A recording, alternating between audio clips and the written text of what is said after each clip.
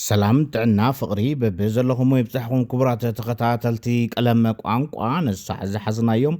وانا قدست زيناتات انه بفلما قنا ارقصت زينا سراويت مكلغالي إثيوبيا نابا تግራይ كأتي توسينو مراحتي حوحات ناي شعبيا سلتيوم زختولو زلو تباهيلو أتقاعي إنجليزاوي تغانتا ليفربول تولد إرتراوي ألكسندر إيساك بعوت إرترا حاقوسو قليسو شحنة شعات مئتن زخونا مراخب تطويلن تباهيلو نلومي نايديومن كالوتن زيناتات حيزنا لنا نبزرزر كنسقركم سابسكرايب بمقبار جمرو سناي مكتتال سراويت مكلغال إثيوبيا ناب تግራይ كم زعتو نبعل سلطانات تግራይ كم زتحبرهم تسميعهم أفريكا كونفيدنشال نقدايو قربا زخونو منጭታተይ ነጊሮም ንኽብል ኣብ ዘውፅኦ ጸብጻብ መንግስቲ ፌደራል ኣብ ትግራይ ዝርከቡ ናይ መከላከያ ካምፕታት ንምቁፅጣር ሰራዊቱ ናብ ትክልል ከም ዘዋፍር ንሓለፍቲ ትክልል ኣፍሊጡሎ ኢሉ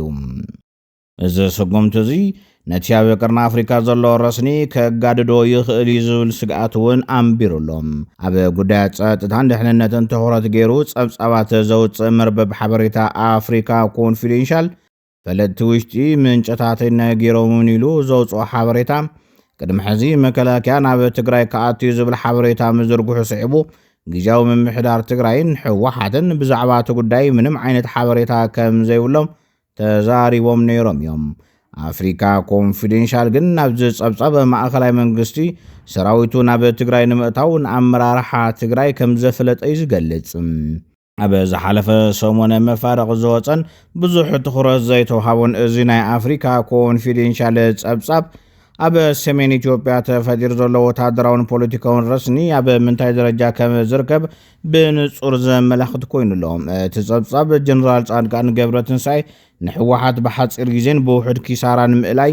ይከኣል ዝብል ግምጋም ከም ዘቕረበ ዝገለጸ ክኸውን ከሎ ዓለም ትኹረቱ ኣብቲ ኣብ ማእኸላይ ምብራቕ ዘሎ ረስኒ ኣብ ዝገበረሉ እዋን መንግስቲ ፌደራል ልዑል ቁጥሪ ዘለዎ ሓይሉን ከበድቲ ናይ ኩናት መሳርሕታቱን ናብ ትግራይ ከም ዘጸጋግዐ ኣስፊሩሎም ኣብ ሰሜን ኢትዮጵያ ሓድሽ ጉንፂ እንተተጀሚሩ ክልተ ዓይነት ውፅኢት ክህልዎ ከም ዝኽእል እቲ ሓበሬታ ይጠቅስ ምናልባት ሆና በስመራ ዘሎ መንግስቲ ክሳብ ምግልባጥ ዝበፅሕ ውፅኢት ክህልዎ ይኽእል ዝብል እቲ ሓደ ኮይኑ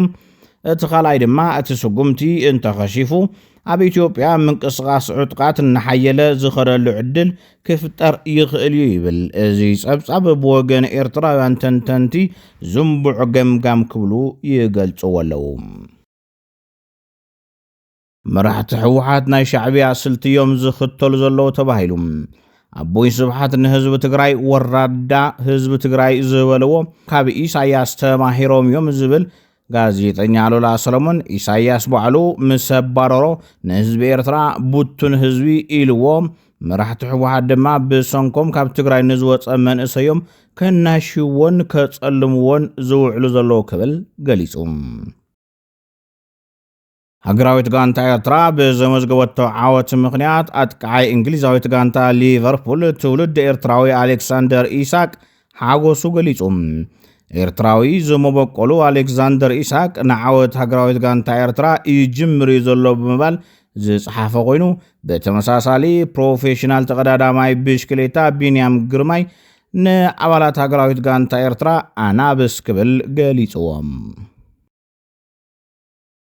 ኣብዚ ቀረባ እዋን ኣሜሪካን እስራኤልን ናብ ልዕሊ ኢራን ዝፈጸሞ መጠነ ሰፊሕ መጥቃዕቲ ስዒቡ ኣብ ዓለም ለኻዊ መስመር ንግዲ ባሕሪ ከቢድ ቅልውላው ተፈጢሩ እዩ ብሰንኪ እዚ ድማ ኣብዚ ሕዚ እዋን 1900 ዝኾና ናይ ንግዲ መራኸብ ኣብ ወሽመጥ ሆርሙዝን ፋርስን ምንቅስቓስ ሲነን ደው ኢለን ይርከባ ቴህራን ምስቲ መጥቃዕቲ ዝፈጸማ ሃገራት ንኽክእ ዘለወን መራኸብ በቲ ወሳኒ ዝኾነ ወሽመጥ ሆርሙዝ ከየሓልፋ ብምዕፃዋ እቲ ናይ ባሕሪ ምንቅስቓስ ዳርጋ ብሙሉእ ደው ኢሉ ከም ዘሎ ይፍለጥ ካብዘን ደው ኢለን ዘለዋ መራኸብ ውሽጢ ዓበይቲ ናይ ነዳዲ ጽዕነትን ኬሚካላትን ከምኡውን ናይ ንግዲ ኣቑሑት ዝፀዓና መራኸብ ይርከበን እዚ ድማ ኣብ ዓለም ለኻዊ ዋጋ ነዳድን ሰንሰለት ቀረብን ከቢድ ጽልዋ እናሕደረ ይርከብ። ብተወሳኺ ሓላፊ ኣህጉራዊ ትካል ኒውክለር ኢነርጂ ራፋኤል ግሮሲ ኣብቲ ኣብ ኢራን ዝርከብ መደብር ሓይሊ ኒውክለር ቡሽሃር ዝፍጸም ዝኾነ ይኹን ዓይነት መጥቃዕቲ ኣብ ውሽጢ ኢራን ጥራሕ ዘይኮነስ ኣብ ሰገር ዶባታ እውን ዝሓልፍ ከቢድ ናይ ጨረር ሓደጋ ከስዕብ ከም ዝኽእል ኣጠንቂቑሎም። እዚ ኣብ ገምገም ባሕሪ ዝርከብ መደብር ቡሽሃር ብሰንኪ ዝበፅሖ መጥቃዕቲ ዝፍጠር ናይ ጨረር ብከላ ንሃገራት ወሽመጥ ዓረብ እውን ዓብዪ ስጋኣት ከም ዝኸውን ይገልጸሎም። ክቡራት ተኸታተልትና ነሳዕ ዝሓዝናዮም ዜናታት ነዞም ዝተኸታተልኩሞም እዮም መስሉ ነይሮም። ሰላም